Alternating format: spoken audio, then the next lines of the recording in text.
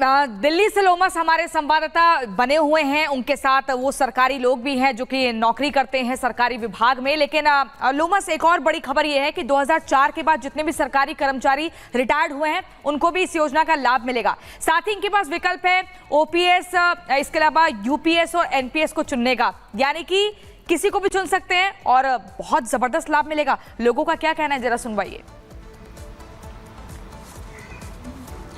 बिल्कुल प्रियंका, मैं क्योंकि यहाँ पे कई ऐसे लोग हैं जो कि इस पेंशन स्कीम को लेकर के लागू करवाने के लिए बड़े एक आंदोलन को इन्होंने खड़ा किया था। उस आंदोलन का ही कल फल मिला है इन्हें, और इन्हीं से हम जानने की कोशिश करते हैं कितने खुश हैं आप लोग।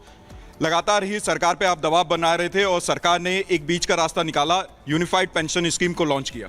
सर, खुशी तो इतनी है कि पूछिए मत। लगातार 20 सालों से हमारे महामंत्री ऑल इंडिया रेलवे फेडरेशन के शिव गोपाल मिश्रा जी लड़ाई लड़ रहे थे तमाम कर्मचारियों के लिए।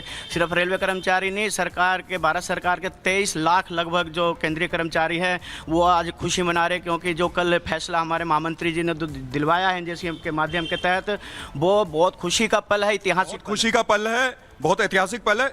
2004 में भी जो रिटायर हुए थे उनको भी ये पेंशन का स्कीम का लाभ मिलेगा, उनको एनपीएस चुनने का भी लाभ मिलेगा और ओल्ड पेंशन स्कीम में भी चुनने का लाभ मिलेगा। इसको किस तरीके से देखते हैं? निश्चित ये बहुत बड़ी जीत है हमारी, जो रिटायरमेंट हो गए उन कर्मचारियों के लिए भी, और जो पहले न्यू पेंशन स्कीम के उसमें आ रहे थे उन लोगों के लिए भी।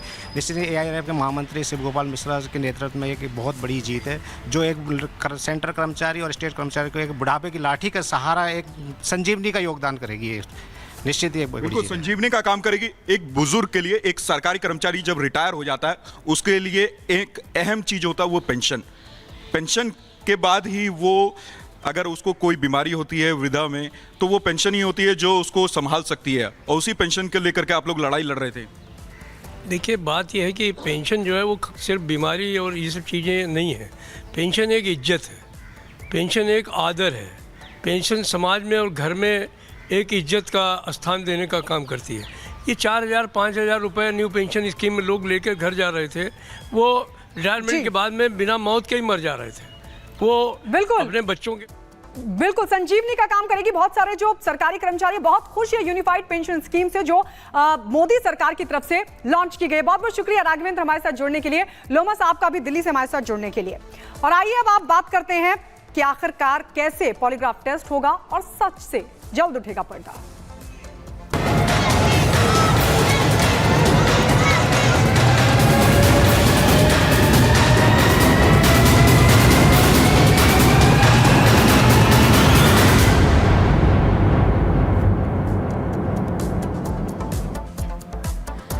और चलिए इसी बीच अगली बड़ी खबर आपको कोलकाता आरजीकर अस्पताल से बताते हैं, जहां पर सीबीआई की एंटी करप्शन टीम जो है वो जांच कर रही है। आरजीकर अस्पताल की एडमिनिस्ट्रेशन इस वक्त टीम मौजूद है जहां पर जांच पड़ताल चल रही है। आपको बता दें, भ्रष्टाचार को लेकर गंभीर आरोप है। इस अस्पताल को लेकर कहा जा रहा है कि जो बर्खास्त प्रिंसिपल संदीप घोष है, अब वो कटघरे में आ चुके हैं। उनके घर पर भी सीबीआई की टीम पहुंची है। संदीप घोष के करीबी देवाशीष के घर पर भी पहुंची, और ऐसे में 15 वो ठिकाने चिन्हित किए गए हैं जहां पर एक एक करके सीबीआई की टीम पहुंची है, छापेमारी की गई है। लेकिन आरजीकर अस्पताल के एडमिन ब्लॉक की जांच चल रही है।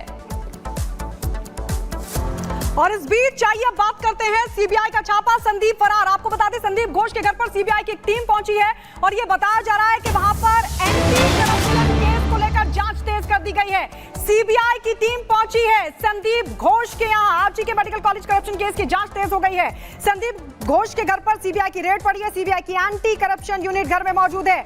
आरजी के अस्पताल के पूर्व प्रिंसिपल संदीप घोष के घर पर छापा पड़ा है करप्शन केस में। कल सीबीआई ने संदीप घोष के खिलाफ दर्ज किया था केस, और कोलकाता रेप मर्डर केस में संदीप घोष का कल पॉलीग्राफी टेस्ट भी हुआ था। लेकिन इसी बीच एक बड़ी जानकारी ये मिल रही है कि अब करप्शन केस में भी संदीप घोष का से पूछताछ होगी, और आपको बता दें बड़ी मुश्किलें बढ़ सकती हैं। 3 तस्वीरें आप देख रहे हैं। देखिए, 15 जगहों पर छापेमारी की जा रही है।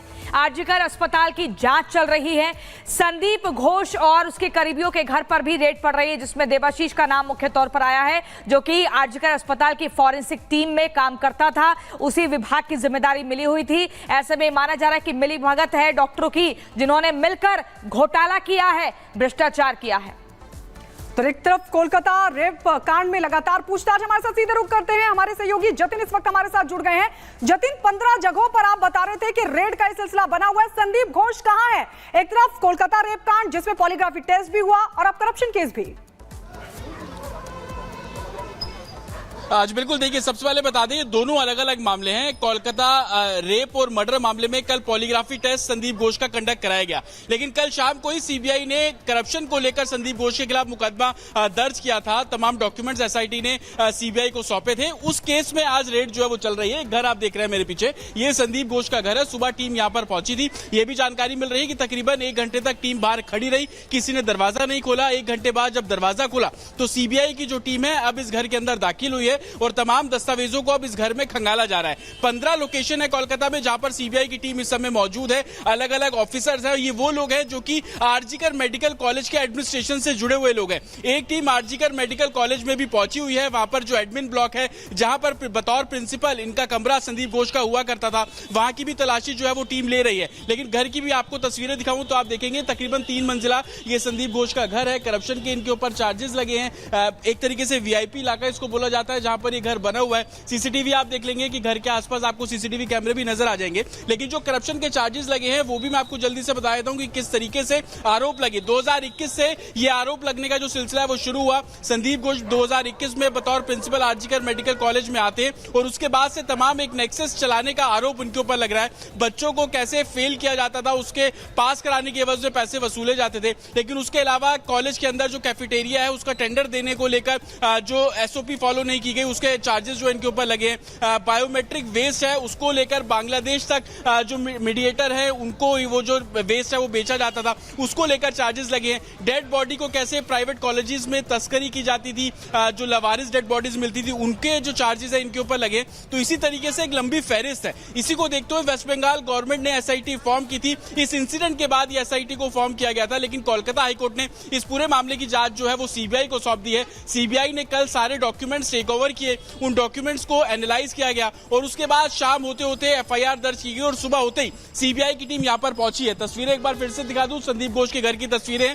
इसी तरीके की जो रेड है वो संदीप घोष के जो नजदीकी माने जाते हैं देवाशीष, उनके घर पर भी चल रही है और साथ ही 15 ऐसी लोकेशन है। तस्वीरें भी आप देखेंगे कि सेंट्रल फोर्स यहां पर घर के बाहर मौजूद है, कोलकाता लोकल पुलिस यहां पर मौजूद है, क्योंकि सीबीआई जो भी इंक्वायरी कर रही है वो सेंट्रल प्रोटेक्शन के साथ कर रही है। जहां पर भी रेड करती है सेंट्रल फोर्स उनके साथ पहुंचती है। आपको बता दूं कि देवाशीष के घर पर भी जो रेड चल रही है वो संदीप घोष का बेहद करीबी माना जाता है। दोनों का जो नेक्सस है वो अस्पताल के अंदर चलता है। इस तरीके के एलिगेशंस लगते हैं। देवाशीष वो प्लेयर है जो कि अस्पताल के अंदर इक्विपमेंट्स मंगाए जाते थे, वो देवाशीष के थ्रू जो है वो मंगाए जाते थे। तो कहीं ना कहीं देवाशीष क्या जानता है, उसके घर से क्या डॉक्यूमेंट्स निकलेंगे, यही कारण है कि सीबीआई की टीम अलग अलग जगहों पर इस तरीके से रेड कर रही है। ये भी जानकारी मिल रही है कि हावड़ा में एडमिनिस्ट्रेशन आरजीकर अस्पताल के एडमिनिस्ट्रेशन से जुड़े कुछ डॉक्टर्स का घर है, वहां पर भी सीबीआई की टीम जो है वो पहुंची है। और सबसे हैरान कर देने वाली बात यह कि सारी लोकेशंस पर